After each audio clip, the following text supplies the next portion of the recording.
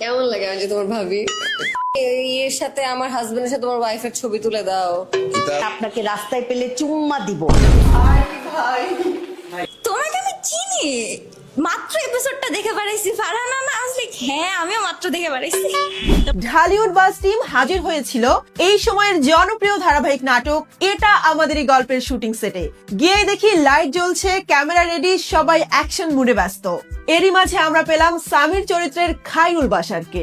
একটা মেয়ে এসে বললো চলো বিয়ে করি এবং সে বিয়ে করে ফেললো। আপনি কি কোনো টেনশন করেন না যে বিয়ে তো খুবই সামান্য, জীবন নিয়ে এত টেনশনের কি আছে আসলে?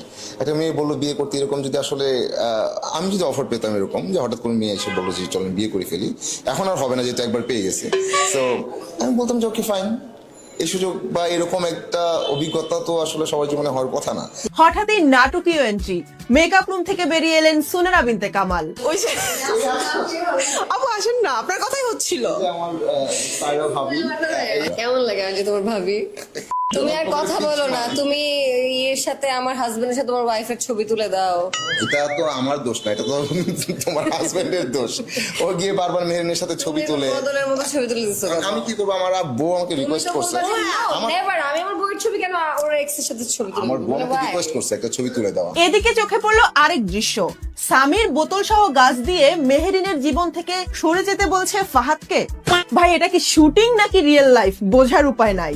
এরপর আমরা অপেক্ষায় অপেক্ষায় আর অপেক্ষায় মনির আক্তার মিঠু ওরফে আমাদের আঞ্জুমান বেগমের জন্য। তারপর তিনি এসে যা বললেন, অনেকে বলছেন নেগেটিভ কেন, রাগ ঝেড়ে, আবার বলছেন আপনাকে রাস্তায় পেলে চুম্মা দিব, যে এত অসাধারণ ক্যারেক্টার কিভাবে করছেন। এরপর পালা নাটকের আরেক দুষ্ট চরিত্র ফারহানার। এই যে এত এত প্রশংসা পাচ্ছ, তোমার কি রাতে ঘুম হয়? এখন তো মাত্র শুরু। রাস্তা দিয়ে হাঁটতে গেলে মানুষ পিছনে তাকে বলে চেনা চেনা লাগে। ফারহানা না ওই দিন একটা লিটারালি এমনি তাকে কিছু আমি না ওর দিকে বলে কিরে ভাই কি হয়েছে, তোমাকে আমি চিনি, মাত্র এপিসোডটা দেখে বেড়াইছি। ফারহানা না আসলে হ্যাঁ আমিও মাত্র দেখে বেড়াইছি। ফারহানার সাথে কথা বলতে বলতে চোখে পড়লো ফাতিমা ফুপি অর্থাৎ দীপা খন্দকার চুপচাপ বসে আছেন। এর মধ্যে আবার আমরা আরেকটা খবর পেলাম, ডাক্তার এজাজ নাকি যুক্ত হয়েছেন এটা আমাদেরই গল্পে, কিন্তু তার চরিত্র কি এটা তো আমি জানি না, এটা মোহাম্মদ মুস্তফা কামাল রাজ উনি জানেন। সব শেষে শুটিং শেষ আর পুরো টিম মিলে কেক কাটলো, কারণ দিনটা যে ইরফান সাজ্জাদের সত্যিকারের জন্মদিন।